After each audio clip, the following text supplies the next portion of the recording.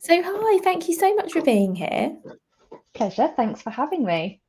Please, can you start by giving an introduction to yourself, your business, and what you sell?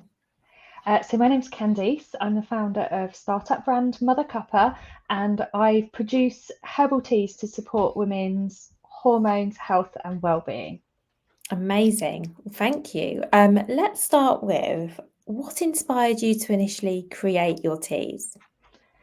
So I was diagnosed with endometriosis about 24 years ago now, and I had to have quite a major operation as part of my treatment.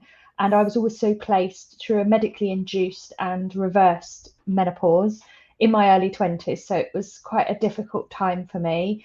And in the lead up to that, I'd been on a lot of medication and kind of passed a bit from pillar to post. So when my treatment had finished, I didn't really know what my cycle should be like. I didn't know what my body should really feel like. I felt like I'd never really had a normal um, period in my life.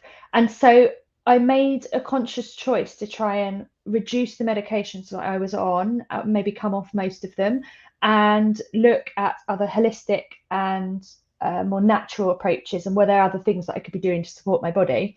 And I got introduced to medicinal teas in a book that I read, and I thought, oh, that sounds like something I might like to explore a little bit more. And I would go along to the health food shop every week and just be like, right, what would you give me for this, that, and the other? And the lady in there was so amazing. And she always encouraged me to put the ingredients into a tea because it was a really nice way to take it. And that's kind of where it really started. And then it just became a bit of a hobby of mine and a fascination of mine. So it's something I've been doing for 20 years now. So yeah. Oh, wow, that's a really long time. And how long has it been a business for? Mother Cuppa will be 2 on the 1st of October, so just coming up as we speak now. It's been an eventful 2 years. Really, what happened was in that first lockdown, I I was in a really stressful position, and it was a really difficult time. I think, like for lots and lots of people, it was everybody's got their own lockdown story, haven't they? I really started to struggle with sleep issues and anxiety, which I'd put down to being stress related because of the circumstances that we're in. But when we started to come out of that normal life, nothing seemed to improve and some things were changing with my cycle and just something wasn't right. So I finally got myself off to the GP, who ran some tests and did some blood tests and said, no, you're in early menopause, and probably as a result of some of the treatments that I've had and the fact that I always seem to just have problems related to how that part of my body works. And I think when you're told you're in early menopause, I don't know about other people, but it made me feel really like a little bit old before my time, and I wasn't quite ready for that yet. And I had a little bit of a wobble and a moment, and just felt like, okay, what am I doing with my life? I don't want to really go back to doing the things that I was doing before, and I feel like I'm about as far away from the things that interest me. Probably very similar to a lot of ladies who reach that sort of midlife phase and start to question what they're doing. And I always knew I wanted to launch a business. So through a little bit of time, Mother Cuppa became the natural next step for me. Well, thank you for sharing that. And I'm so sorry for everything you went through to get there. Well, do you know what? I think it's a good thing. I think I can look back Good. on it now and think it's a good thing. I maybe didn't think that at 3 o'clock in the morning over several sleepless nights. But yeah, no, look, it's the right chapter for me. And I think things do happen for a reason. And I think this is part of my journey. And so it's just helped me go to the next step, really. Yeah. And it's amazing that something that's been a hobby for such a long time, by the sounds of it, is now something, that this is now your business. I think that's Yeah, amazing. yeah, I And feel very lucky. it feels like it's meant to be as well, as you said, because it sounds like this was something you were already spending a lot of time thinking about and looking into. Yeah, I never anticipated it being a business because I think sometimes your hobbies are the things that you want to protect and they're your Yeah. free time and your kind of downtime. So it wasn't a conscious decision that that would always be a business, but it makes complete sense to me. And I'd retrained as a tea sommelier, and I was specialising in blending, and I'd gotten myself involved in sort of volunteering on tea tasting awards and things like that. So I'd already started to move around in that circle. And when I knew I wanted to launch a business, and I think because I'd been sort of having this feelings of, oh my goodness, I'm a little bit old before my time, I haven't done all the things I wanted to do. Yeah, it just all sort of came together really, and I feel very lucky to be in this position. But launching a business is not easy, so it's I don't want to sugarcoat the fact that I've got this 20-year passion and I've just turned it into a business overnight. Lots of work goes into that. Oh, I know, absolutely, and I know we'll get into all of that because, yeah, absolutely.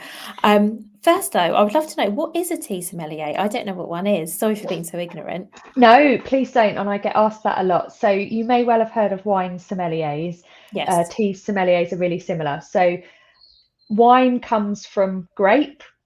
Tea comes from one plant, the Camellia sinensis plant, and very much like your red grapes in wine, depending on where it's grown in the world, what terrain, what temperatures, above sea level, below sea level, will start to produce different types of wine, and you get them very regionalized. Well, tea is exactly the same, and so you can get a tea from India that will be tasting very different to the one that you get, grown in the hills, mountains of China and places like that. So a tea sommelier understands the history of the tea industry, and also more around the flavors, what you'd expect from different regions and different areas, and is able to advise and offer expertise on that. So, for example, a tea sommelier may work with the likes of Tetley, helping them provide a consistent range of teas across their ranges. They may advise lots of hotel chains use tea sommeliers to try and get their products right in big sort of fancy hotels. All sorts of bits and pieces that you can get involved in. To be a tea sommelier in the UK is fairly unique. You will meet a lot of people. I mean, I met a wonderful lady recently who specialises in Japanese teas, and her whole profession is solely around Japanese tea blends.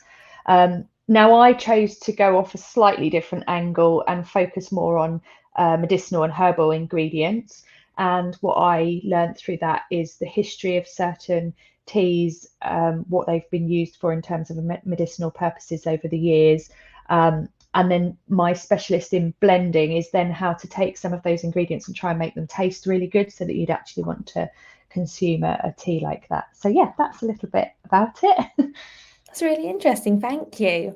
And so did you do that as part of sort of your own journey of, you was mentioned you were going to health food shops and finding ingredients to see what would work for you. Was that all part of that? Was that what inspired you Yeah, to I think when you're train? naturally interested in something, you see these sort of little short courses, and then you see the more professional ones, and you start thinking, oh, that'd be really interesting to get myself involved in that. And there's a lot that goes on within the tea industry, so you can get involved in sort of awards events and short tea tasting courses and blending courses and bits and pieces. So over the years I've done various, like I say, just out of interest and a hobby, and because I was really curious about it as a subject. And I think for me, I think now I can kind of look back on things and reflect. I think there's been an element of feeling comforted by the fact that I had some sense of control over what was going in my body and what that was doing to my body, whereas there was a point in my life where I didn't feel that. And so I've taken real comfort in feeling that I had some, I don't know if control is the right word, but some ownership over what I was doing with my body, and that there really were things out there that could really help me. And I didn't need to just be the first reaction to pick up something off of the shelf or go to the GP and get medication. Like, there were other things for me that I wanted to do to try and help my body. Yeah. That makes a lot of sense. And it also sounds like if I need to know anything about tea, you are going to be the person I now come to. You know a lot about tea. But that makes sense, because I think I can relate to what you say about having control, because obviously a lot of what was happening to you wasn't in your control, but you could be in control of, you know, the things you were taking to ease your symptoms or just generally feel better. Yeah, absolutely. I mean, it's no different to somebody who maybe wanted to go down the kind of nutrition coaching type of path. Usually, nutritionists have a story in their background that's led them to look to foods in its most natural and sort of wholesome way to care for their health and well-being. So I guess this is a similar journey, really. Yeah, definitely. So I would love to talk a little bit about the process of creating your blends. We know that you've got now all this experience and knowledge about tea and different ingredients. So how did you go about formulating the blends that you're selling today? Okay, so I always blend with a purpose. So a blend that I'm creating will always be around trying to support my body in some way or another. So I always start with some main ingredients. I'll do the research on those ingredients and find the background in how they might help me as a female. Um, I will then take those ingredients, and I have a journal that I've had for donkey's years that I write down any changes in any symptoms or note any improvements that I might feel. And I might play around with those ingredients a little bit. I might take one out and add another one. And then the final part would be to build the flavour of the blend. Now, since I launched the business, the plan and what I've launched with is a tea for each step of the day, because I felt like for women, maybe making a transition into herbal medicinal teas would be quite a big change. And I wanted to make that really easy for them. And I wanted to make sure that the first blends that I launched would really pack a punch and really make them feel like that was making some improvements. So I've chosen firstly to go completely caffeine free with all of my blends. And like I say, we have a tea for each step of the day, so morning, afternoon, evening, just to support you with your health. And I think having a cup of tea in your day is such an easy change to make. It's not like thinking about going vegan or giving up alcohol completely or giving up caffeine altogether. It's not these big drastic changes. It's very small, subtle changes that would really, over a long period of time, support your health and well-being. So I've stopped making the recipes on my kitchen table because wasn't going to be feasible for sort of growing the business. So I'm really pleased. I work with a blender in the UK, a colleague of mine, and what they do is they take my recipes and help me mass produce them. And we've put them into tea bags, again, purely from convenience perspective, to support a nice, easy way to add to your health. But the great thing about the blenders, and the bit that I wasn't able to do on my own, was that they go out and vet all of the farms. So we have to purchase the ingredients very seasonally, depending on the time of year, and we get them from different farms. And so the fact that they go out and vet them and they have their own auditing requirements means that we can literally trace every single ingredient back to its farm and where it comes from. And that was really important to me, because when we're thinking about medicinal plants from a health perspective, we want to have the really best quality and make sure we know where it's grown, what's in it, and where it's coming from. And the other thing is that the tea industry doesn't necessarily have the best reputation for sort of ethical considerations. Often in fairly deprived countries, there's not always the same care given to the people that are working for them. So by working with the blenders, I have a great understanding that they really care about those things that would be important to us as a brand. So yeah, that's where we're currently at. So we're working with that blender at the moment. Oh, that's amazing. Thank you. Thank you for sharing all of that. So that was one of my follow-up questions, was how you were actually physically making so much tea. But I guess when it transitioned from being something for yourself to being something that was you were selling, I guess it's just not feasible to just keep making them in your No, kitchen. not. And also, there are certain ingredients. So there's different grades of ingredients. So I have chosen, for the business's point of view at this stage, to start with medicinal grade ingredients, which means that they don't interact with other people's medications. You can take them, when you're under any treatments, or if you were pregnant, or, they are free for everybody to take. when you start working with supplement grade ingredients, and there really are some amazing ingredients that I would love to work with in the future for my ladies, but that starts to dip into quite a different realm. And from a business perspective, there was a lot more legislation and challenges to get through. So as a brand, it made complete sense. The purpose is to start with trying to get people to drink more herbal teas and medicinal plants and have a better understanding over natural health. And potentially further down the line, we might be able to add some of those more sort of specific supplement grade ingredients. That makes sense. And I guess working with a blender will allow you hopefully to do that in the future as well. Exactly. Yeah. Yeah. So we've touched on this a little bit, Sarah, but I would love to know more about how your teas are different to other tea brands. Yeah, that's a really great question, and I get asked that quite a lot. So do come and check out. I've got a really great video on Instagram on my page, which cuts open the tea bags and shows you what's inside them. And I think that's a really good starting point when you're thinking about herbal teas from a health perspective. So what we want to have is the big chunks of ingredient, lots of big chunks.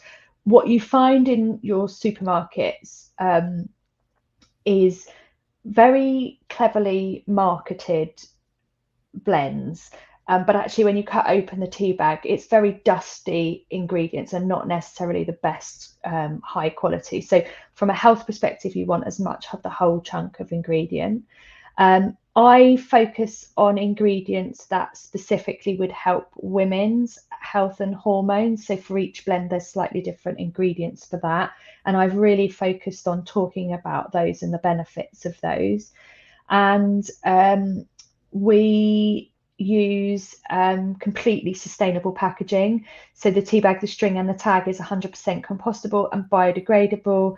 The wrapper that it comes in is also compostable and biodegradable, and we use water-based inks on the packaging. So that, again, you will still find on your high street shelves lots of brands using plastic in their tea bags. Sometimes they're sealed with plastic, sometimes the string is attached with a plastic glue. And what happens with that is you end up with lots of micro and nano plastics in your system. So when we're thinking about hormone health, that is not really a great thing to have in your system.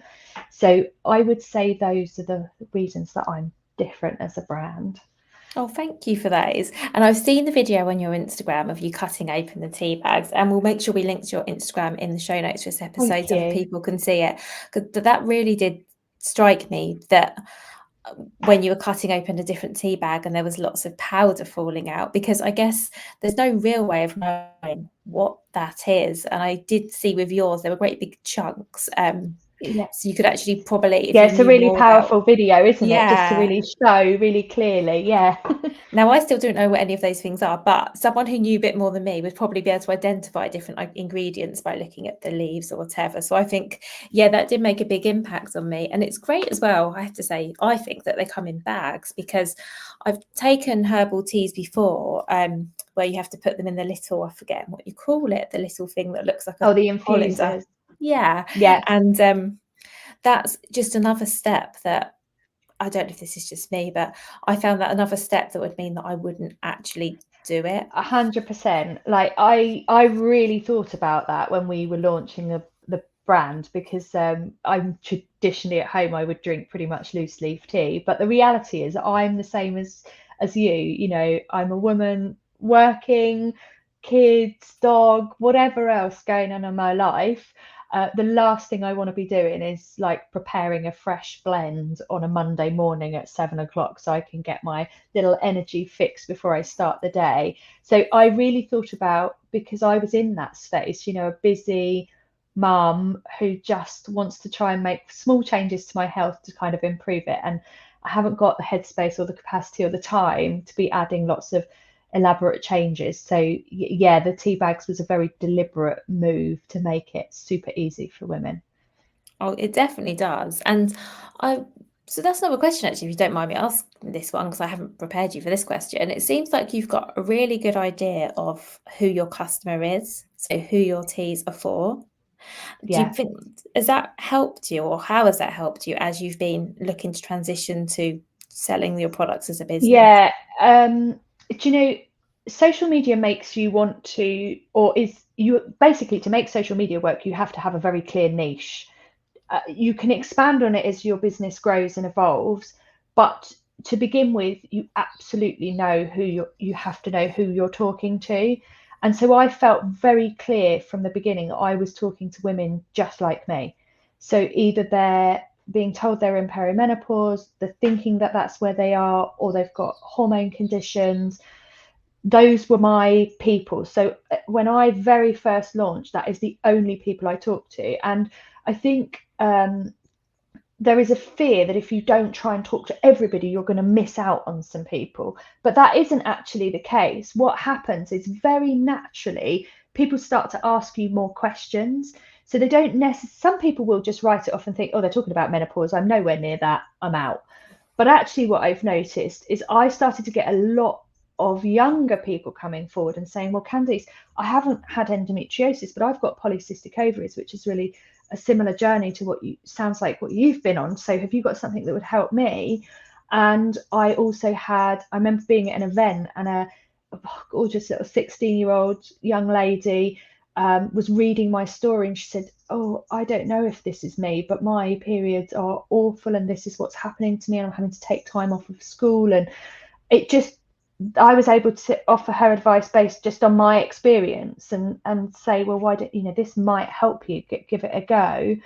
And even today, I've had a lady messaging me saying, I'm sort of approaching that age, but actually I'm currently pregnant. So is it something that I can still consume? So I think whilst I in the beginning really had a very clear audience that I was talking to, it's slightly evolved by itself, where women are more interested in and starting to question that. But then what that means now is that I have several different personas of people I know I'm talking to.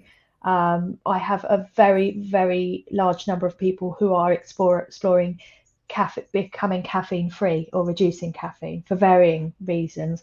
I have a small cohort of ladies who are undergoing breast cancer treatment who aren't able to take caffeine. So the personas have slightly grown a little wider, but I'm still predominantly talking to women like me. But that is so interesting that the people you're reaching has grown by you focusing on a targeted niche of women like you. So obviously you're still attracting people who are interested in what you're selling and want to know more by being really targeted. And I think that's just a really useful thing for people to hear, because there is that famous quote, what is it, something about if you're talking to everyone, you're talking to no one.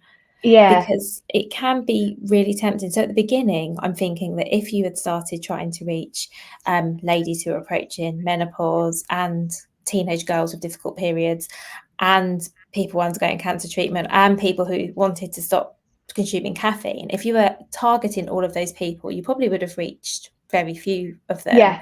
Yeah. Because I think the algorithms like to know who it is that your Yeah. content is for.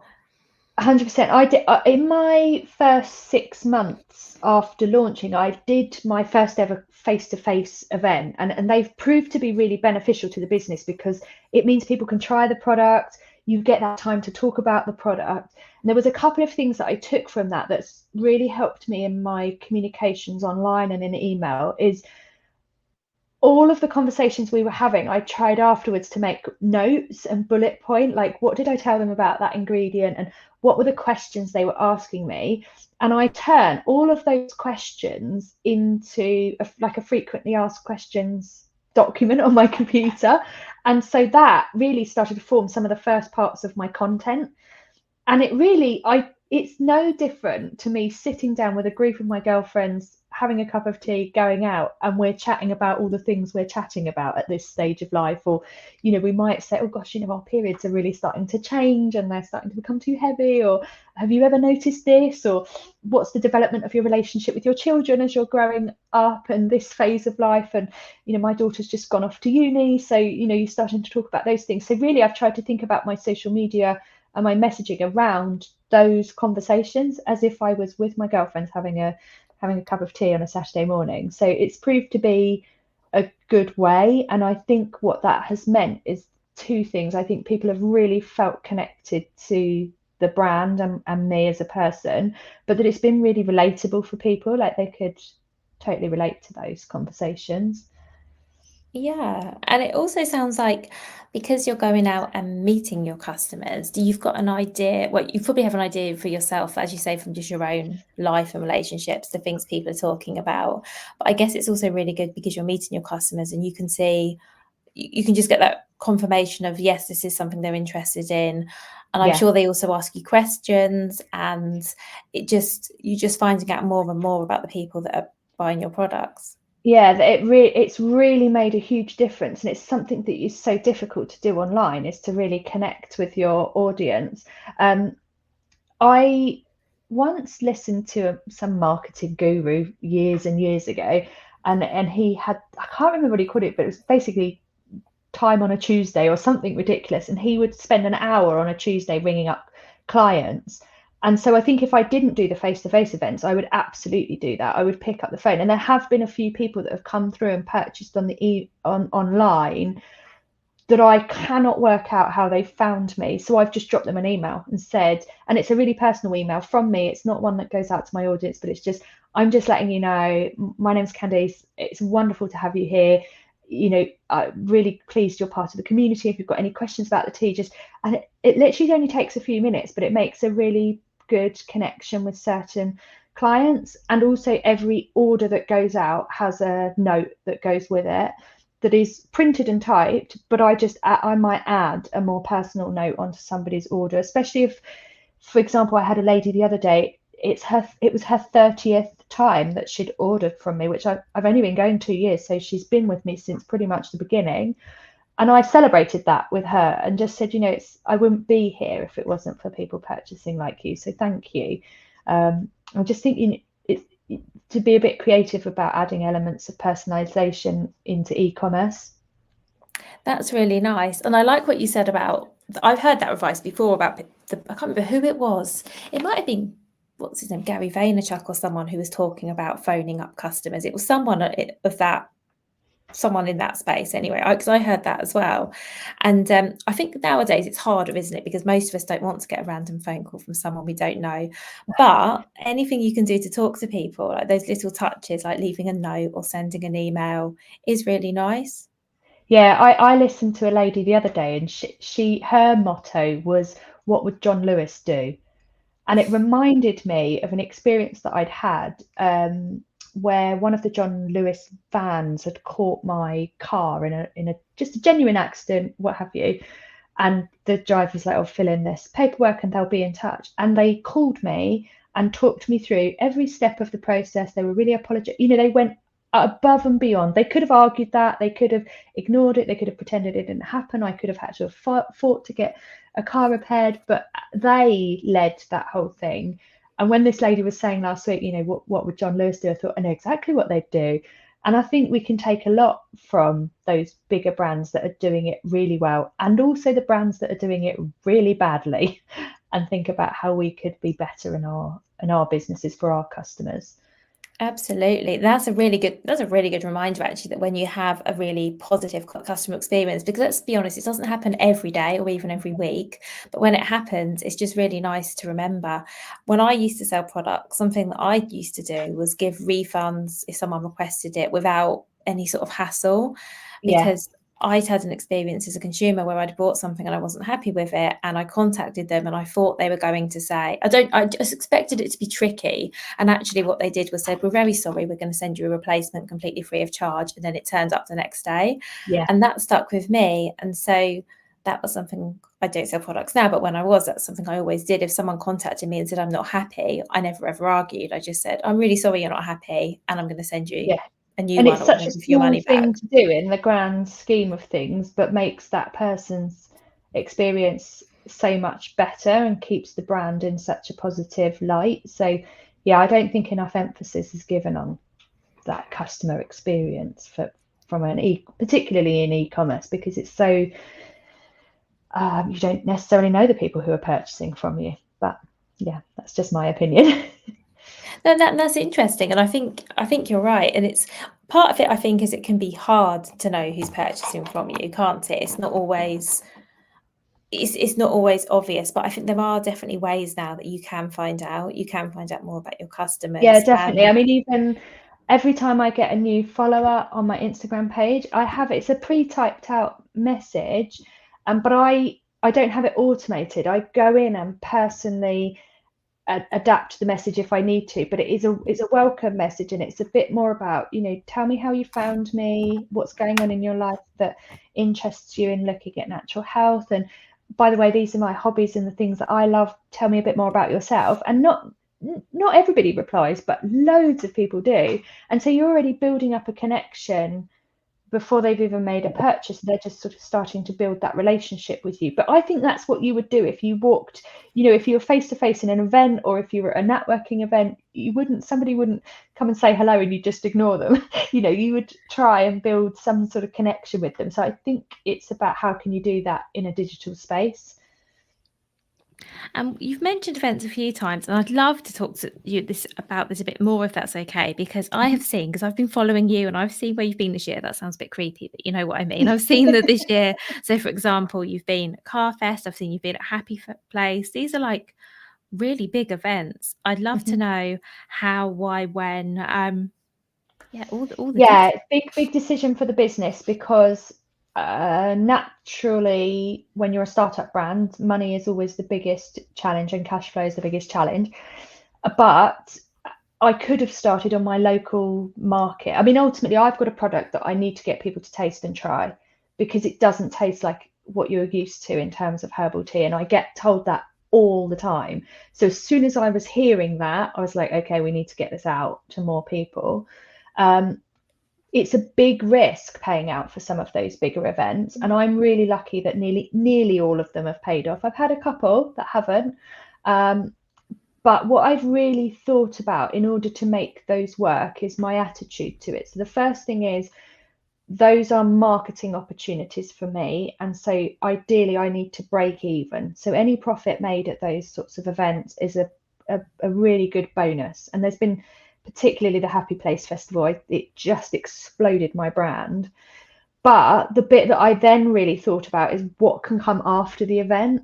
So I set up an email flow that was linked specifically to people that I met at the event. So if they made a purchase, I was capturing their email address, and I was explaining to them, I'm going to add you to my mailing list, and I'll tell you a little bit more about the business. People loved hearing that it was a startup brand and wanted to follow along with that journey. So the email flow for them was very nurturing following the event. So it would follow up, great to meet you at Happy Place. What an amazing event. My favorite speaker was such and such, it's personalized. But within that, there are opportunities for me to try and retain them as a client, or I keep calling them clients, really they're customers, but but would you like to leave a review if you really love the blend, and explaining to people this really helps the business because other people can see that it's, you're enjoying it, and I'll give you a little thank you discount code. I also included in there, if you're loving the blends and you'd like to share it with your friends, this would be an amazing way to grow the business and spread the love for Mother Cuppa. And my final bit was to try and encourage them to become subscribers to the business, which has been the goal, because when we've got subscribers and we have a regular subscription-based model, we have a base of income, and so then we can grow. So yeah, I decided not to start with £50 markets and to go all in on the business. Like, I really wanted this to become an established brand, and it meant I needed to find myself at places that had the same brand ethics and considerations as I do. It is really bold, and that's why I wanted to ask you about it, because a lot of people, and there's no right or wrong here, by the way, but a lot of people do start off at smaller local events. And when I realised you'd been in business for a few years and you were at Carfest and Happy Place, I was like, wow, that is a really bold move. But I guess that comes back to you knowing who your customers Yeah. are, because I guess by knowing who your customers are, you knew that they would be at these events. Yeah, 100%. I mean, I actually remember sitting before I'd even launched the business and was like, where do you find women 35 to 50? Where are they hanging out? Where are they hanging out? Are they in the coffee shops? Are they at the gym? Are they in the wellness space. Loads of my customers are into yoga and Reiki and sort of those more holistic things. So that's really thinking about where are my people hanging out and how can I get in front of them. I mean, I did an event with a smaller company, which was a fitness event. It was 400 people, but it was 400 women only. And it just was the best place for me to be. I also got invited to do a Tropic Fest, which is the skincare brand Tropic. They do an event for their ambassadors, and it was a field full of women in that age who love natural skincare. So they were, again, very aligned with the type of ladies that I was talking to. So yeah, I've really thought about that. Yeah, you can tell, and that's really smart, because it does feel like a big risk. And as you say, as a startup, I don't know how much it costs to be at these events, It is but it's a massive risk. It's going to be more than a small event. But I guess it's more of a calculated risk if you know there'll be X amount of people there and a certain percentage of them will be your ideal customers. I mean, I did one event. I won't name it publicly because it's not fair. There was some problems in the booking process and whilst I was at the event, and it wasn't a hugely great experience. And I thought I knew who that audience was, and then when I arrived, it was a little bit different to what was originally advertised in their brochure, and I lost quite a bit of money on doing that. I did gain some really good customers out of it that continued to come back to me, so it wasn't completely wasted. But I went back to the event organisers with a very structured email and just said, look, this is what I've committed. This is how much it's cost me. I'm telling you, this is how much products I sold. There's this massive, great big gap. And this was my experience, and it wasn't quite what I was expecting. And is there anything that you can do?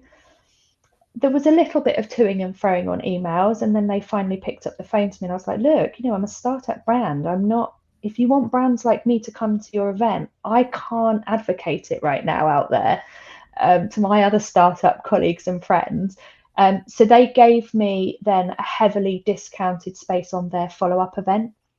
So it worked out well, and I will end up breaking even as a result of both of those. So I think make some risks, but also know that those places need you as much as you need them. And it's just about, again, building a relationship with them so they want you to come back every year on year, really.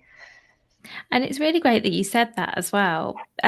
First of all, that you went back to them and said, well, actually, this was my experience and it wasn't what you set out. Because I think a lot of us are dissatisfied with service we receive in all kinds of places and just go, oh, okay, that happened. But as you say, it's really, I like the fact that you thought about the fact that it's useful for them as well, because you're right, they do need you as much as you need them, because presumably they can only put on their events if they're having people paying to be there.